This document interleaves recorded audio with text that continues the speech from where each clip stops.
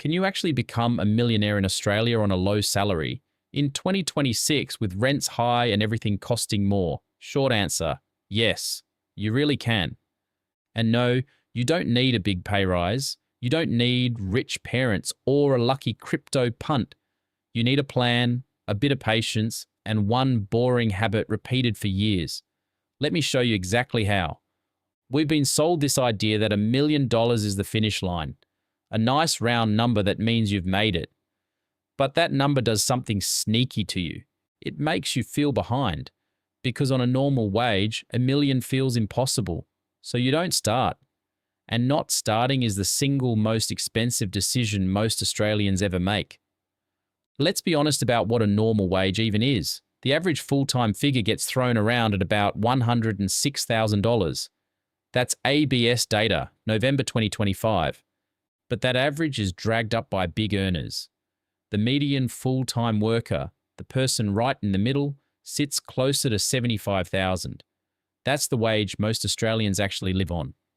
So this is not a video about earning more. It's about what a modest wage can quietly become. And the engine that does the quiet work has a boring name: compounding.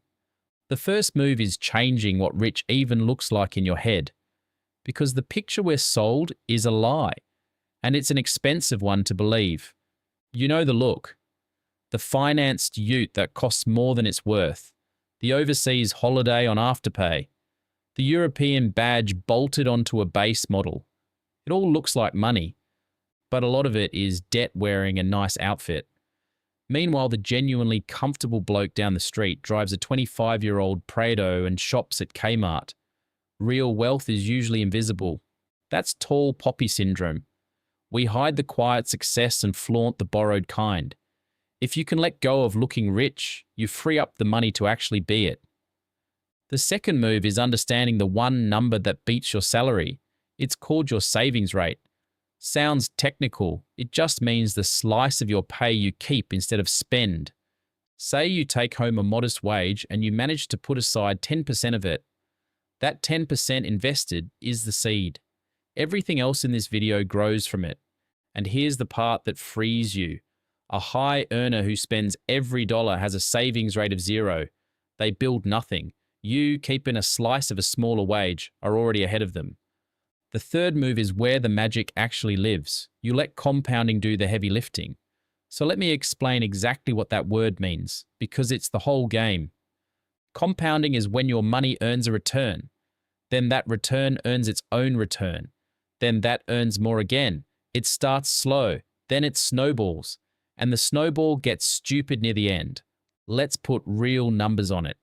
Historically, Australian shares have returned around 9% per year over the long run. That's the Vanguard Index chart, 30 years to 2025, dividends included. Now I'm going to be deliberately conservative and use 8% for these examples. This is an illustration, not a promise. Markets don't move in a straight line, but it shows you the shape of the thing. Picture setting aside $100 a week, not a fortune, a takeaway dinner, and a couple of coffees. You invest it steadily into a low-cost index fund and you leave it alone. Over 25 years at that 8%, that 100 a week grows to more than $400,000. 400,000. And you only put in about 130,000 of your own money. Read that gap again. You contributed about 130,000.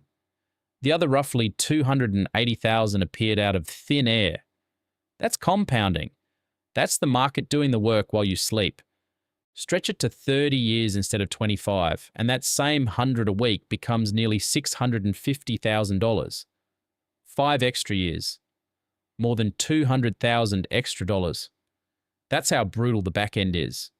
You can run these yourself tonight, for free.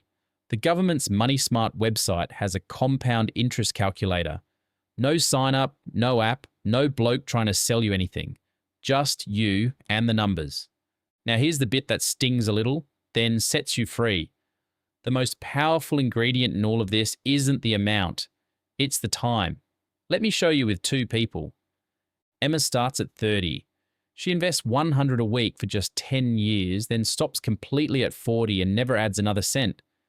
She lets it sit until she's 60. Liam starts at 40.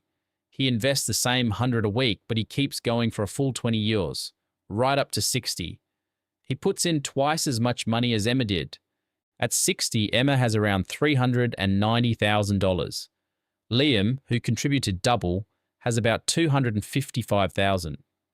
Emma wins. By a lot. Just because she started earlier. Now, if you're the Liam in that story, don't you dare feel behind. Look at what Liam still built. $250,000 from 100 a week starting at 40.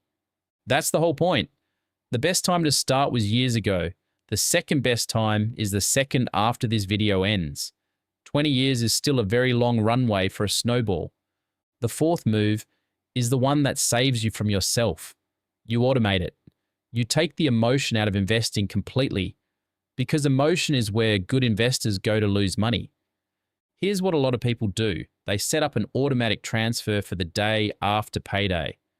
Same amount every single time. Money's gone before they can talk themselves out of it. The market's up that week, the transfer still happens. Market's down and the news is scary. Transfer still happens.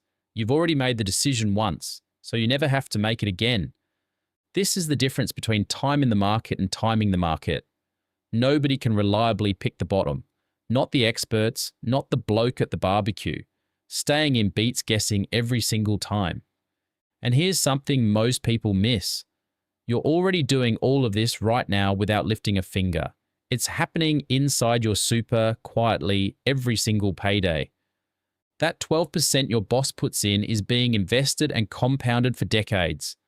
And the earnings inside super are taxed at just 15%, lower than the tax on your normal pay. So super is compounding on autopilot in the background. The investing we've talked about is simply you choosing to do the same thing on purpose with a bit extra on the side. So let's go back to the question we started with. Can a millionaire really be made in this country on a low salary? Not a big earner, just an ordinary wage. Here's the honest answer. You were never held back by the size of your pay. Wealth on a normal wage was always built from two things, time and showing up. And you've got two engines already.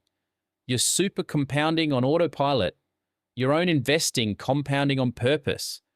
Run both across a working life and a million stops being a fantasy. So the real question was never how much do you earn? It's much smaller and much kinder. Is your money compounding yet? Or are you still waiting? Answer that, and the snowball starts rolling for you too. If this cleared a few things up, do me a favor, give it a like. It helps this kind of content reach more Australians who need it. Subscribe and turn on notifications so the next one finds you. See you in the next one.